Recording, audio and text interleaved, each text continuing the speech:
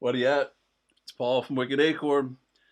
Doing my experimentation stream again. I've got a lot of balls to keep in the air tonight. I've made some changes.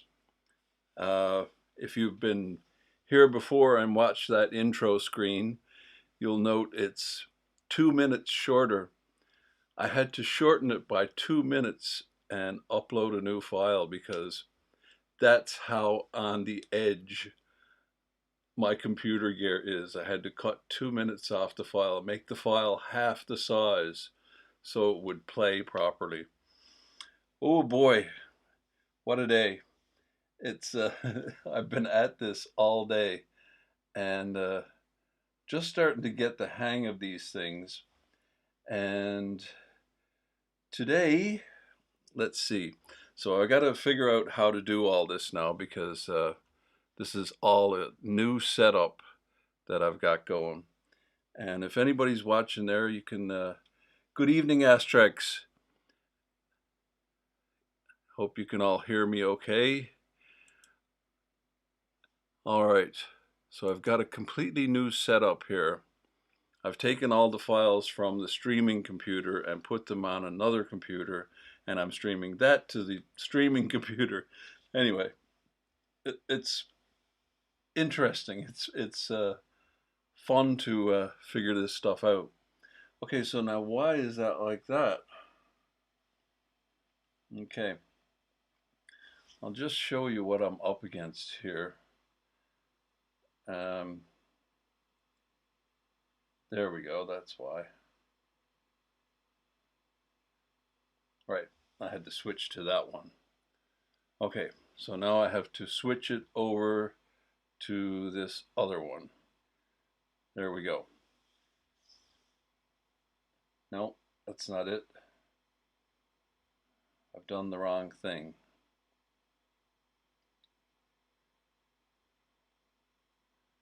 Is this doing it? No, that's not doing it.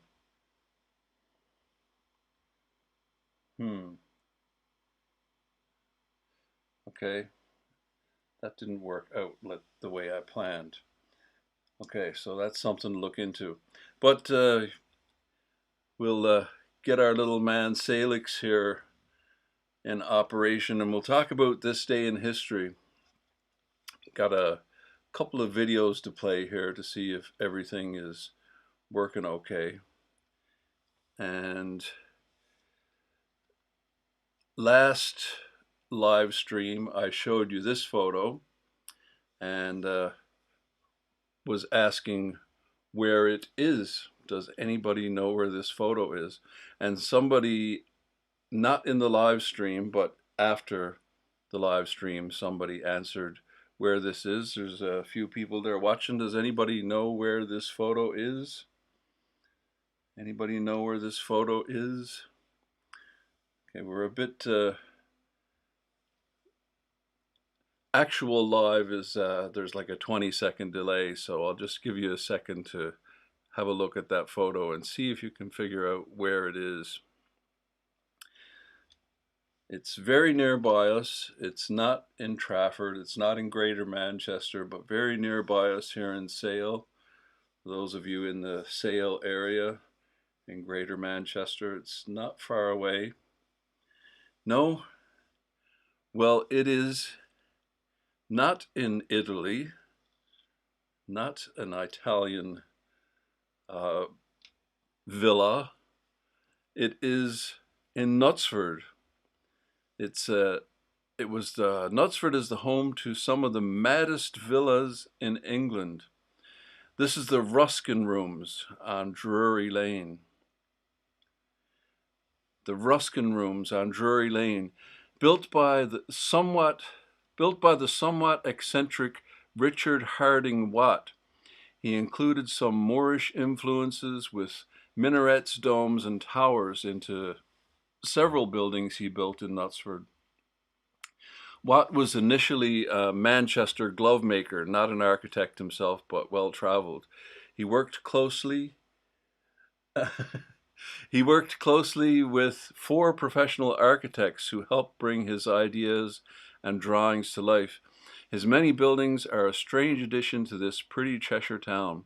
Lee Road is where he built his own house, the Croft, that's now called the Old Croft, in 1895. So that's the time period we're looking at there, late 1800s, early 1900s.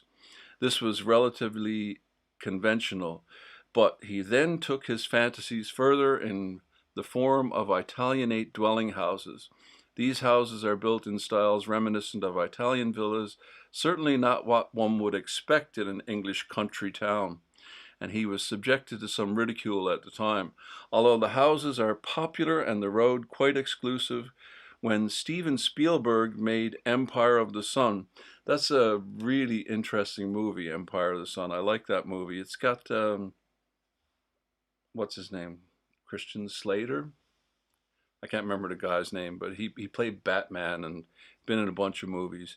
But he was a little kid in Empire of the Sun. It's an interesting movie. It's about Japan and or China in World War II.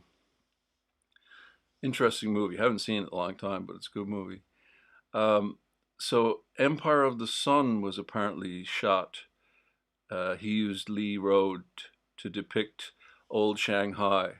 Not everyone was enamored with these fantastic buildings. Noted architectural historian Nicholas Pevsner described the creations as the maddest sequence of villas in all of England. So the reason I put this photo up, it's nearby us here, of course, so that's of interest. But the reason I put it up, we were talking about World War II in the last stream.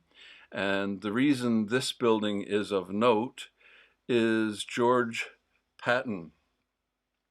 One of the buildings, the Ruskin Rooms in Drury Lane, became famous at its official opening as a welcome club for officers of the U.S. 3rd Army based at Pever. Is that how you pronounce that? Peover, Pever. It's right alongside Knutsford there. And Patton opened it as an officers' club. And he gave a speech. The movie Patton, made in the 70s with George C. Scott, it's shot in Knutsford. There's some great scenes of Knutsford in the movie. And I think it was in 1970-ish, I believe. Anyway, he gave a speech. The actual Patton, General George Patton, gave a speech, and he included in the speech, he said, in the movie, they make a big deal about the guy reminding him to say Russia. And in the speech, in the actual speech, he says it's evident the destiny, it is the evident destiny of the British and Americans, and of course the Russians, to rule the world.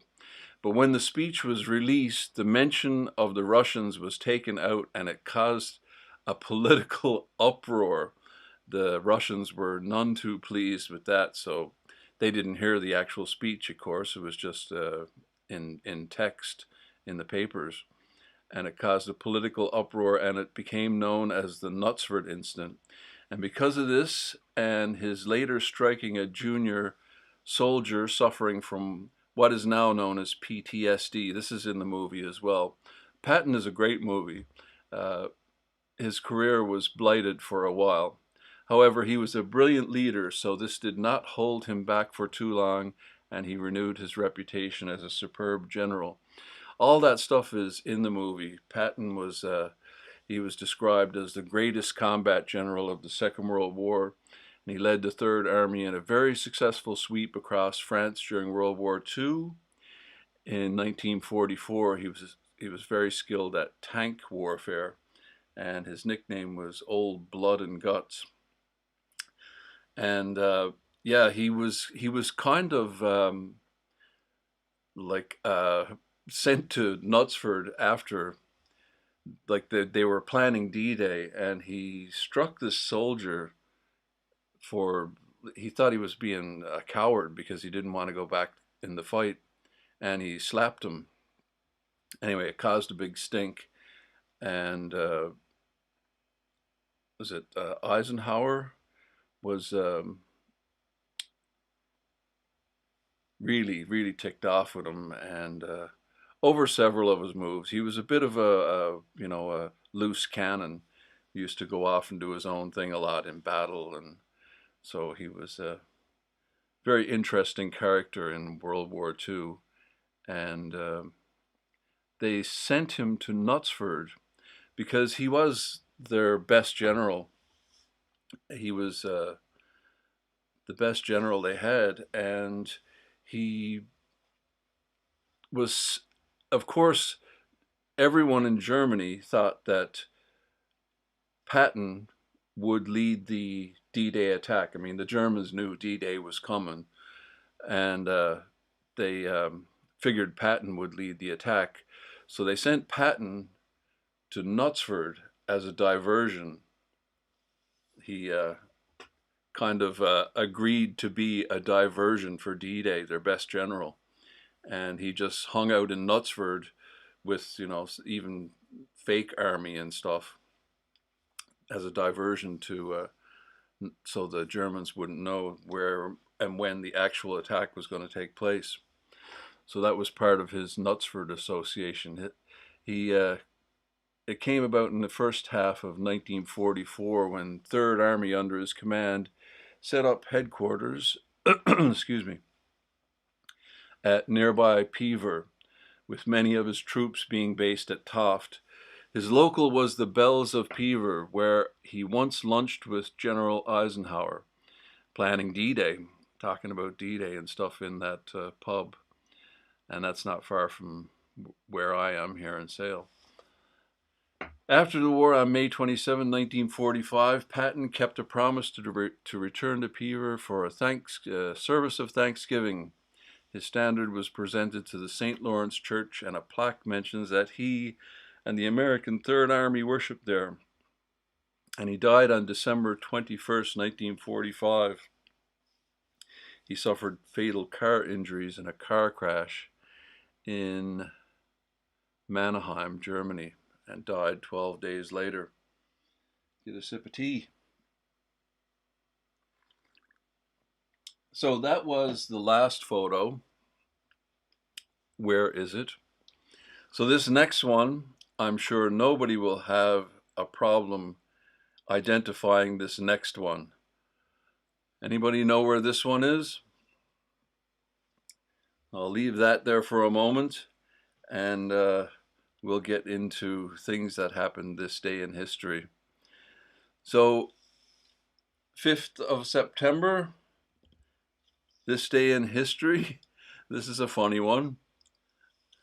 In 1698, Peter the Great imposed a beard tax in Russia as part of his westernization efforts, requiring men who wanted to keep their beards to pay an annual fee and carry a copper token as proof of payment.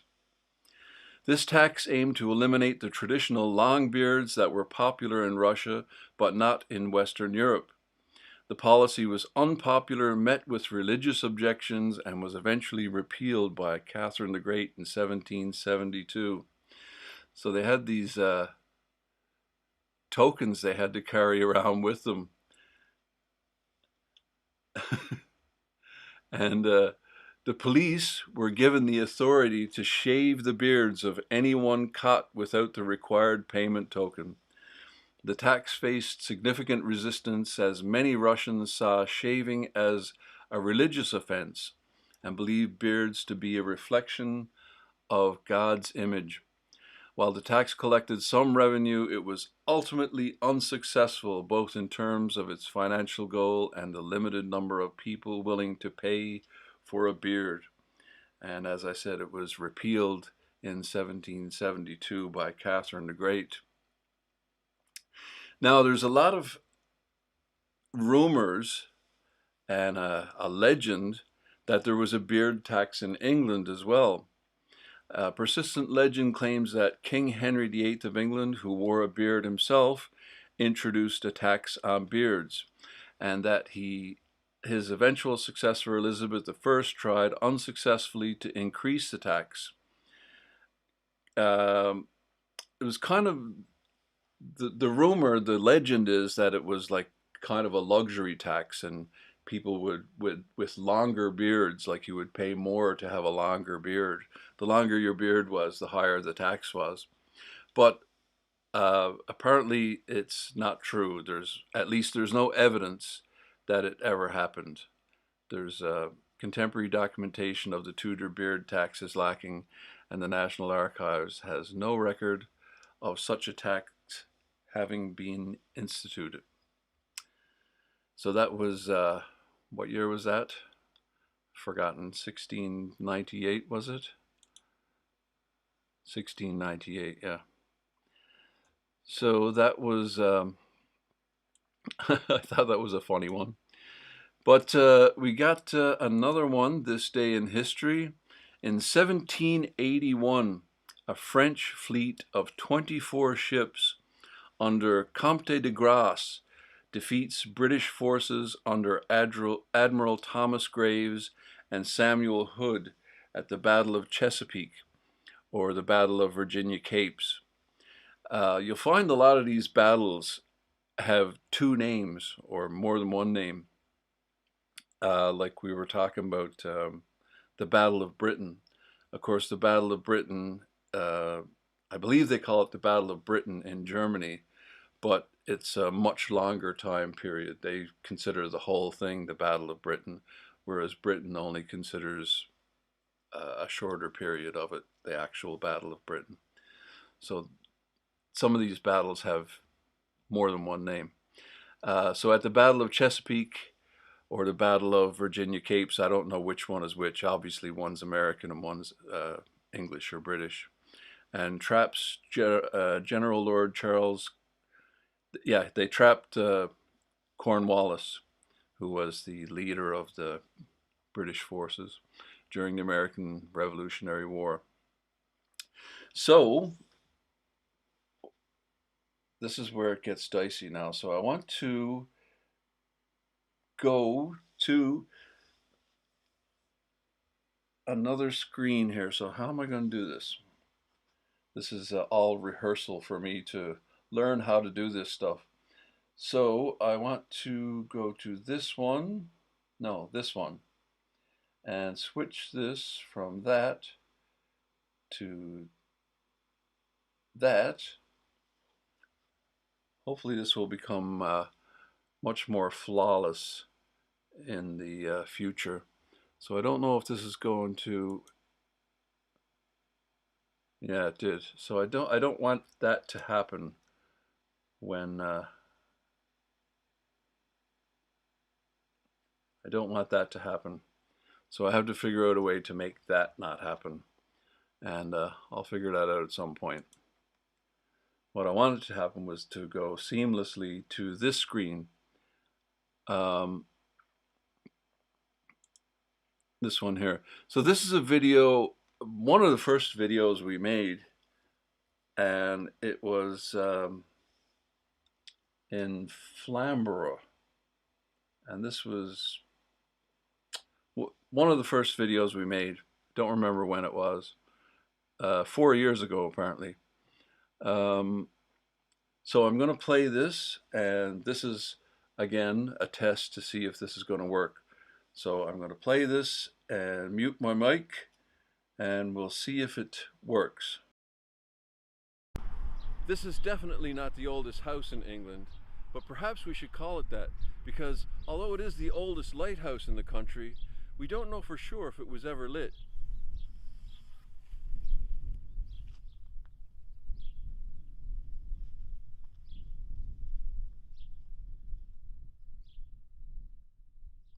Magnificent, dramatic, ancient haven for seabirds and smugglers, danger sign for mariners and home port for fishermen. Flamborough Head weaves together many strands of this country's natural and cultural heritage. Flamborough Head has always been a dangerous place for shipping, with chalk reefs and outcrops obscured by the crashing waves. The area is also notorious for the strong tidal currents that funnel past the headlands. The sailing boat La Catherine was the earliest recorded vessel to be wrecked off the headland. She stranded on rocks during a violent storm in 1348. 175 ships were wrecked off the headland between 1770 and 1806, one every 3 months. In 1806, Trinity House made the decision to build the current lighthouse at Flamborough. A clockwork motor rotated an oil lamp which warned shipping of the dangerous cliffs and was reportedly visible for 20 miles. In 1925, the tower was raised to its present height of 85 feet, standing 250 feet above the waves. But it wasn't the first lighthouse here. There was a lighthouse at Flamborough Head long before the present one was built. The octagonal chalk tower, which is one of the oldest surviving lighthouses in England, was built in 1669 by Sir John Clayton. He was given permission to build a number of lighthouses around the country by King Charles II. The 24-meter tower was designed to have a brushwood or coal fire burning on the top, although restoration works have cast doubt as to whether a fire was ever lit. This may have been due to the fact that voluntary dues from passing sailors were inadequate to fund the lighthouse. Although it's now empty, the tower was used as a marine telegraph station during the 19th century. 98 steps rise to the top of the tower, where a fire could be lit on the flat roof. There's no evidence to suggest that a fire was ever lit. However, it could be that a fire burned in a metal basket hanging over the parapet, as at a 17th century lighthouse in Holland. Ships passing the tower were supposed to pay Clayton a tax to support the provision of the fires based on the weight of their cargo. Paying the tax was voluntary, so many mariners refused, which forced Clayton into bankruptcy. Thus the end of the lighthouse. Constructed of brilliant white chalk, it was a visible beacon from afar, both at sea and on land. It was as a signaling point that the tower was particularly useful. Semaphore telegraphy was devised by Claude Chappe in 1792 for transmitting visually coded messages with colored flags or a frame fixed to the top of a tower holding two boards or paddles which moved to communicate the message, like a mechanical internet. The tower could have worked in conjunction with the fort at Bridlington, transmitting messages during the Napoleonic Wars. Fear of French invasion was widespread. In the middle of the 19th century, local man George Mainprize messaged passing vessels in Semaphore by waving flags from the top of the tower. Since 1952, the Chalk Tower has been listed Grade 2 as a beacon tower.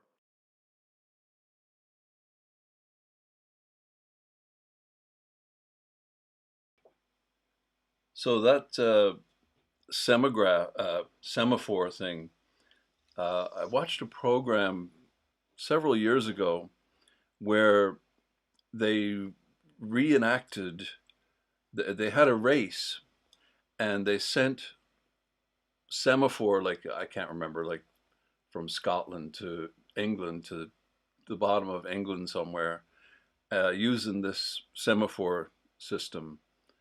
And they had a race between, I don't know if it was a cell phone call or a text or something on a phone, a wireless, normal phone like we use nowadays, but it was several years ago. Um, and the semaphore actually made the distance faster than a cell phone could. That's how fast it is, because it's basically the speed of light, isn't it? You know, if you see somebody doing semaphore, you start doing the same semaphore, and so on down the line. So it was really fast, faster than a cell phone apparently, or a mobile. Mobile, is it you guys call it? Anyway. And in 1996, it received a major restoration. A note of interest to any American viewers is the Battle of Flamborough Head in 1779.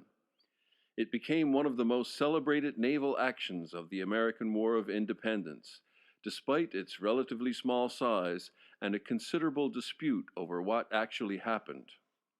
On the 23rd of September, 1779, under a bright moon, the Battle of Flamborough Head took place between an American Continental Navy squadron led by John Paul Jones, aboard celebrated naval actions of the American. So that's why I put this this video came to mind, was the what was it? The Battle of Chesapeake, this day in history. So yeah, it's pretty amazing. Absolutely beautiful place. If you ever get a chance to go there, check it out. It's a beautiful part of the country. But there was actually a naval battle right off the coast there, and in the American Revolutionary War, and that's what brought it to mind. So I figured I would put this one in kind of in context, right? The Bonhomme Richard, and two British escort vessels, HMS Serapis and the Countess of Scarborough, protecting a large merchant convoy. It was the Bonhomme Richard that initiated the conflict by engaging Serapis in a violent gun battle. The more heavily armed Serapis made a British triumph look inevitable. However, it was John Paul Jones who claimed victory by lashing two ships together. After a chaotic battle, he then boarded and captured the Serapis just before the Bonhomme Richard sank. The final resting place of the Bonhomme Richard is subject to much speculation. Countless expeditions have sought to locate the wreckage, but without success, and for now it remains a mystery. Thanks for watching. Don't forget to like and subscribe. There's more adventures to see on our homepage and more to come.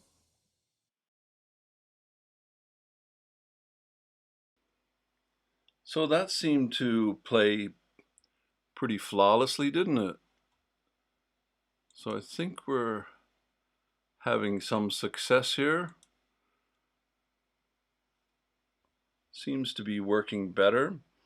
And okay, so now I have to switch over to this one. I got to figure out a way to do this flawlessly, seamlessly.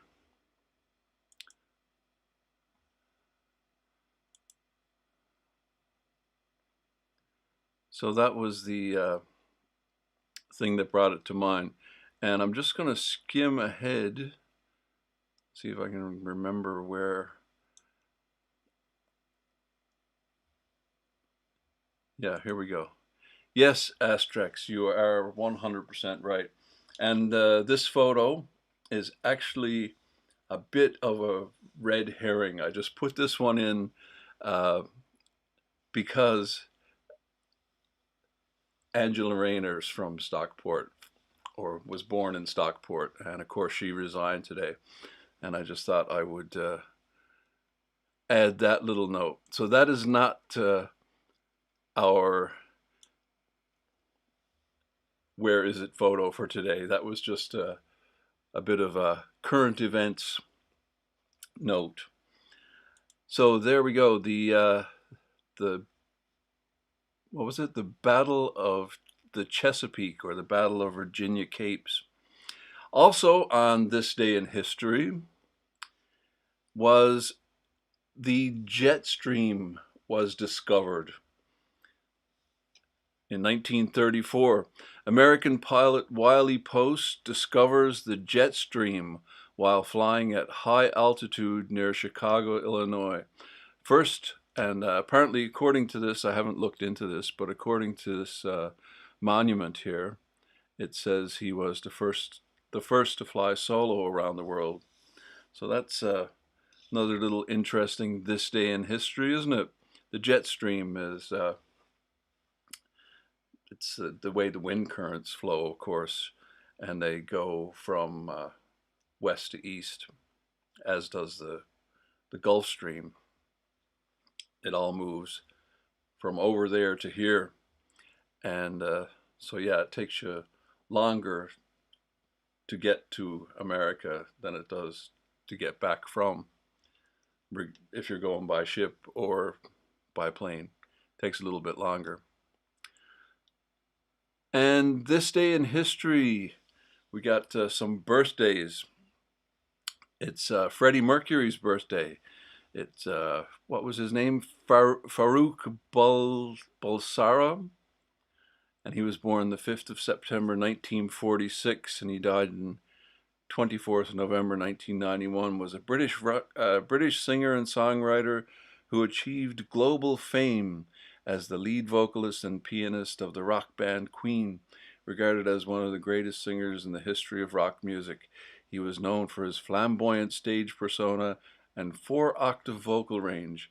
Mercury defied the conventions of a rock frontman with his theatrical style influencing the artistic direction of Queen. And I was a big fan of Queen, still am. So that's a birthday today. And another birthday today is this guy, Jesse James. Jesse James, the American outlaw. He was born this day in history in 1847. And he was the son of a clergyman born in Kearney, Missouri.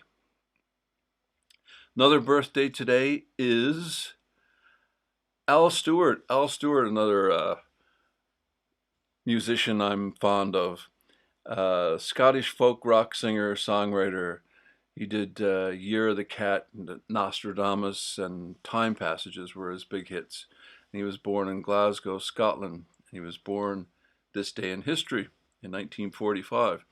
And according to the internet, he's still alive. So happy birthday, Al. Another birthday, and we have a video associated with this one. So now let's see if I can get flawlessly or seamlessly or a little bit more seamlessly.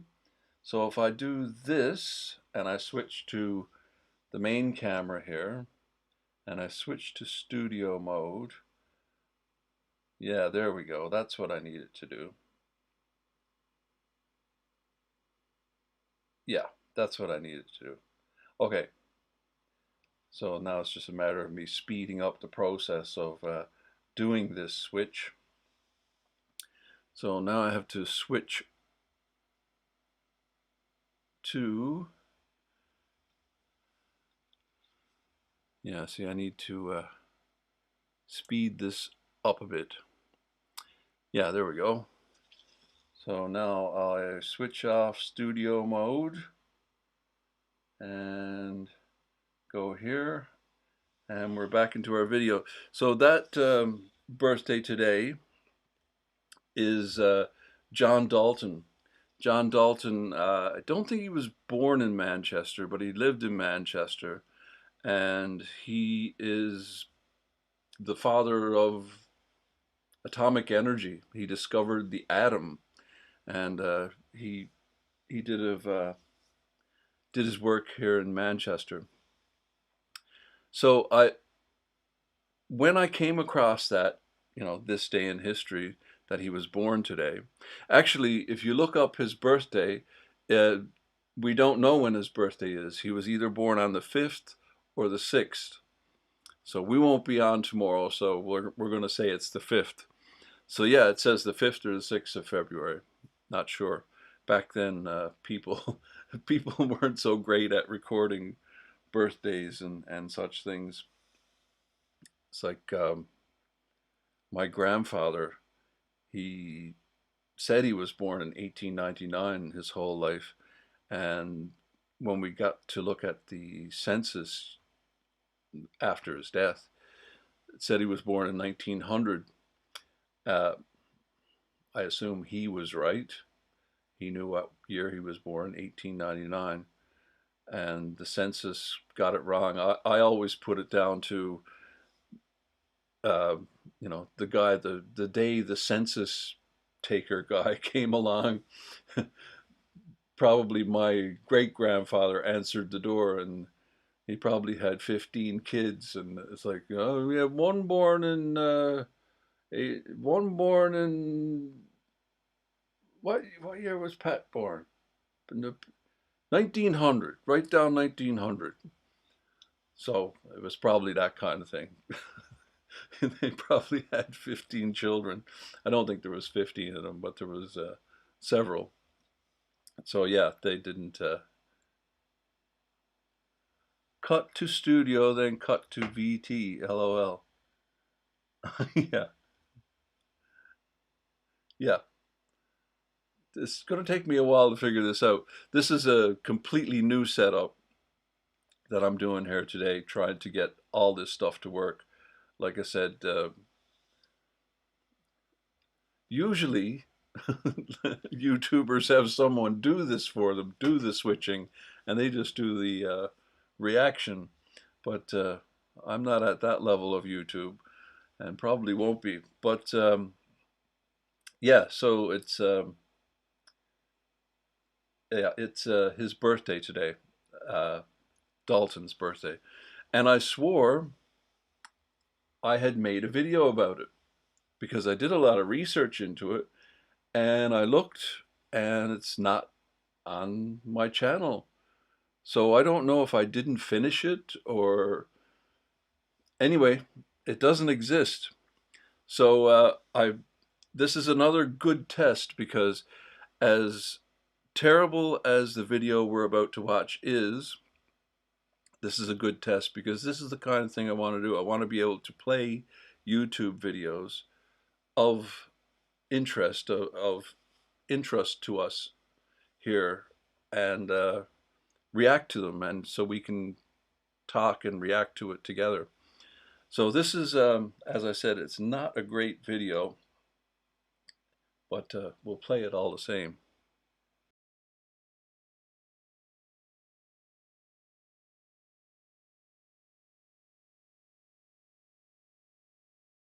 Hi, my name is Lyra Scout, and this is a brief WikiVids video about John Dalton.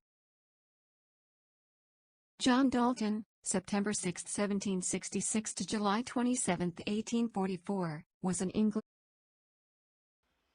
So this video is from 7 years ago, and it's a channel called WikiVids. So it's probably somebody just reading, or an AI reading reading a Wikipedia article, and it's just amazing. It's 7 years ago. It's amazing how far technology has come in 7 years. I mean, you could have AI create a very convincing, realistic Donald Trump in a sitting in a McDonald's reading this. So it's come a long way. AI and yeah, it's come a long way from this video, but we'll we'll watch it anyway. This is a little bit of it's a little short video about Dalton. Give us a little background on it, and also a test to see if we can watch these videos without getting copyright claims.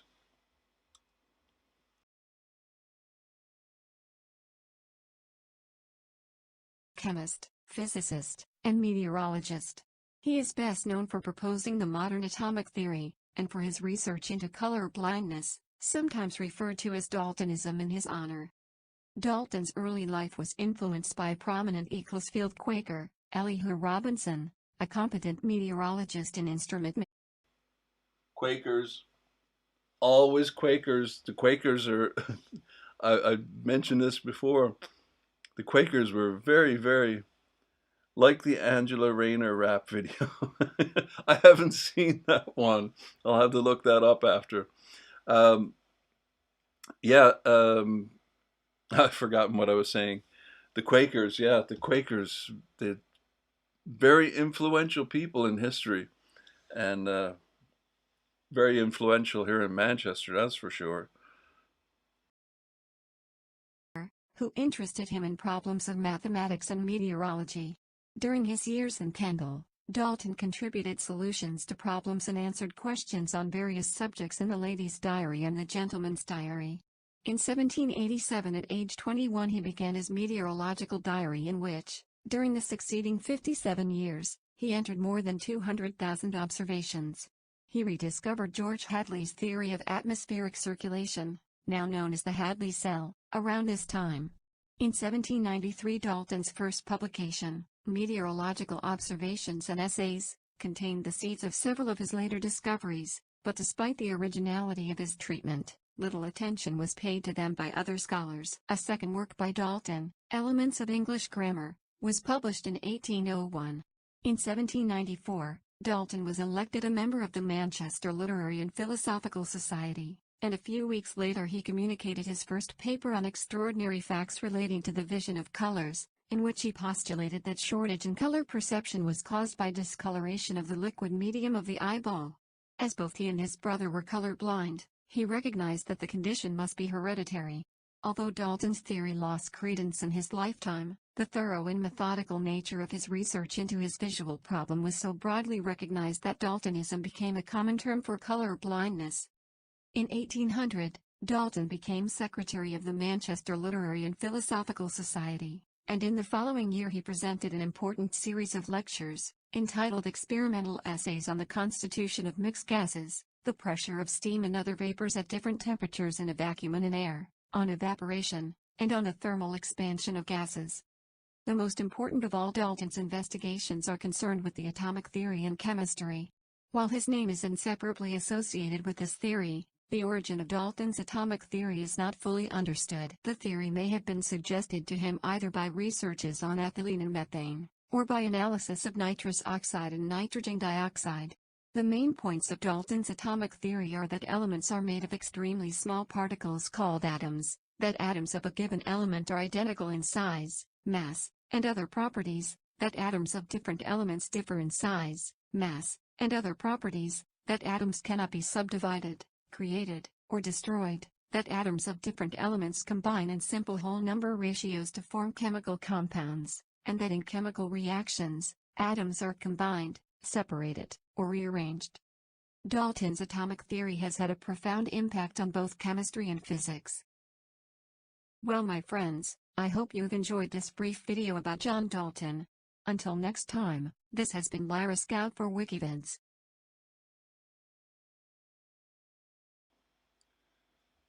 So, Lyra, thank you very much. But that's what I'm talking about. Asterix, the Angela Rayner rap video. I'd love to play that now, but that'd be great if we could play that now. But I'm not ready to do that yet. Music is really difficult. Music gets copyright strikes and claims really quickly. But yeah, it'd be fantastic to play that video right now. But that's the kind of thing I want to be able to play things and bring things up on screen that come up in the chat, like the Angela Rayner video. Although it's highly unlikely I would be able to play music, copyrighted music. But I'll definitely check it out after and see that one. That sounds like a bit of fun. So, okay, again, I got to switch to studio mode for a moment and switch this. Yeah, I have to set up hotkeys for this so you can just switch it quickly.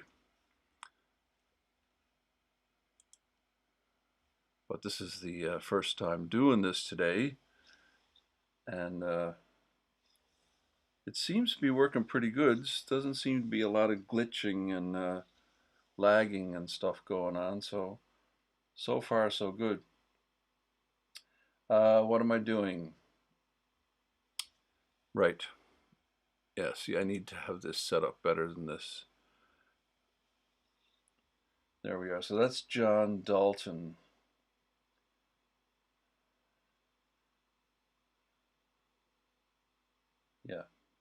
Yeah, I need to set this up better.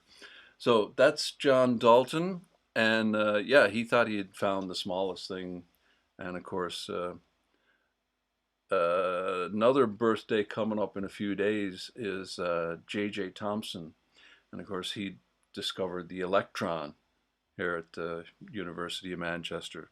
So, yeah, all that atoms and electrons and all that stuff was big, big deal at the University of Manchester. Are you using OBS software? Yes, I am. So it's yeah, those guys were really cutting edge. They were the leaders in that field. And J.J. Thomson, I know I have a video about him. Now that video has a song in it. I know that the J.J. Thomson video has a song in it. So we'll find out what happens with that one. I think it's next week or in a couple of weeks' time is his video. So we'll find out then, I guess. Uh, so, yeah, J.J. Thomson or Dalton birthday. Another this day in history is The Muppet Show. 1976, Jim Henson's The Muppet Show premieres on television with our very special guest star, Mia Farrow. Hey!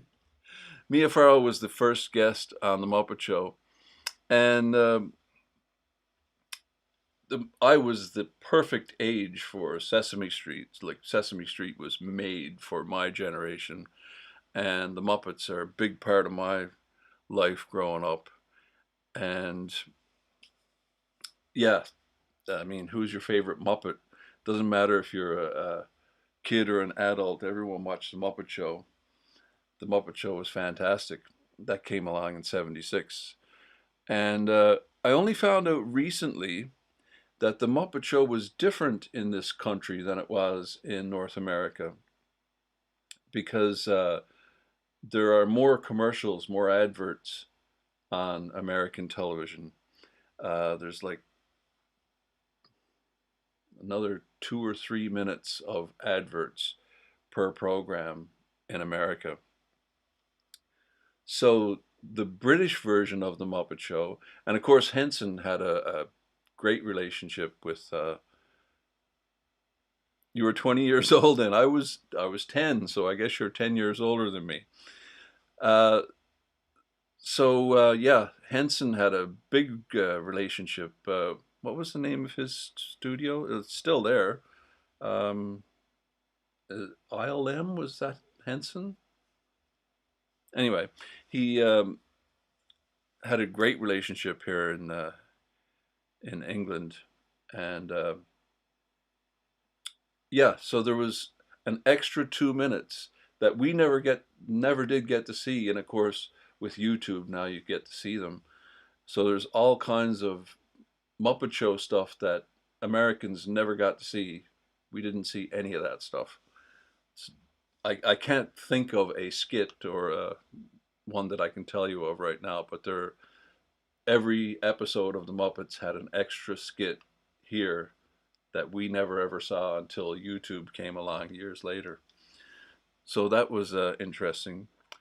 So speaking of Muppets, on this day in history in 2022, UK's ruling Conservative Party appoints Liz Truss as their next leader and Prime Minister, replacing scandal-ridden Boris Johnson. So that's not that long ago, is it? But it is history nonetheless. So as I said, the Stockport photo. Yes, indeed, it is Stockport, and it was a bit of a segue into the current events, which will one day be history. Angela Rayner resigned today, and I got to check out that Angela Rayner rap video for sure.